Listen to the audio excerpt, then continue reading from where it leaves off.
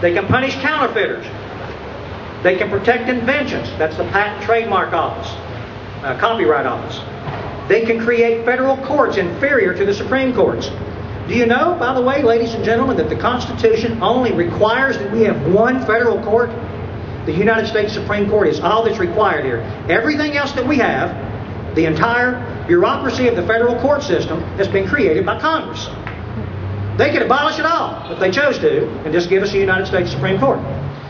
So it's the Congress that creates the smaller federal courts. They can define and punish piracies and felonies on the high seas and offenses against the law of nations. Congress can declare war, not the President. Congress declares war. They can grant letters of marque and reprisal. And I don't have time to explain that, but to give you the short version of what that means, they can say, mark that person and assassinate them. Did you know our federal Congress has the authority to give an instruction to mark someone and assassinate them? Mark and reprise. It's in the Constitution. They can make rules concerning captured enemies.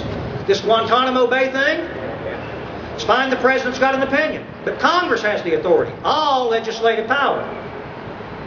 What do we do with captured prisoners? The Congress makes that decision. They can raise and support and regulate an army for no longer than 2 years at a time. That's something most people don't understand. Time prohibits me from discussing that more at length. But they can set up an army, they can set up a navy, they can call up the state militia. By the way, that's how most of our wars have been fought prior to the 20th century. State militias. Not standing federal armies, but state militias.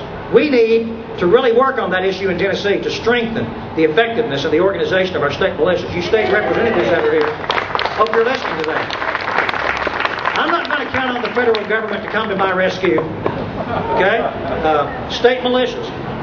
They can organize, arm, and discipline the militias that are involved in federal service. They have the exclusive right to make laws concerning the seat of government, which is Washington, D.C. That's the federal Congress can make laws about Washington, D.C. They have authority over all federal property. That will be forts, arsenals, territories, national monuments, and so forth. And then number 20, they can make laws that are necessary and proper for carrying out the previous 19 things. Now I want you to think carefully with me. That's the end of the list. What don't you see on there? You don't see lots of things on there. You don't see, how far can we go? We don't see the Department of Labor. We don't see the Environmental Protection Agency. We don't see the Department of Education. We don't see Housing and Urban Development. We don't see Social Security Administration.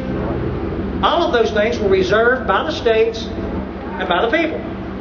Therefore, the Congress, the federal government, has exceeded its authority if it makes laws about those topics. That's what the Constitution says. Now, if we want to change that, there is an amendment process.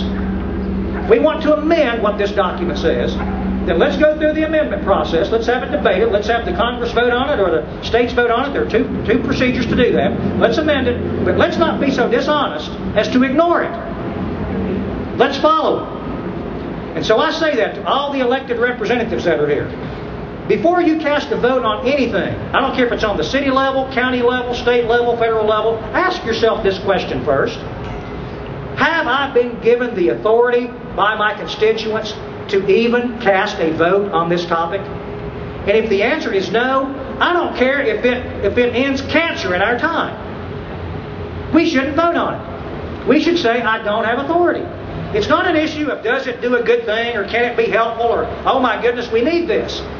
That is the trail to socialism and communism and enslavement. Look where it got. We must be followers of the rules. Now let me end by saying, many people interpret my addresses as being those of an anarchist. Let me quickly say, I am not an anarchist. I am explicitly for the rule of law. There must be rules and there must be laws, and I'm for them.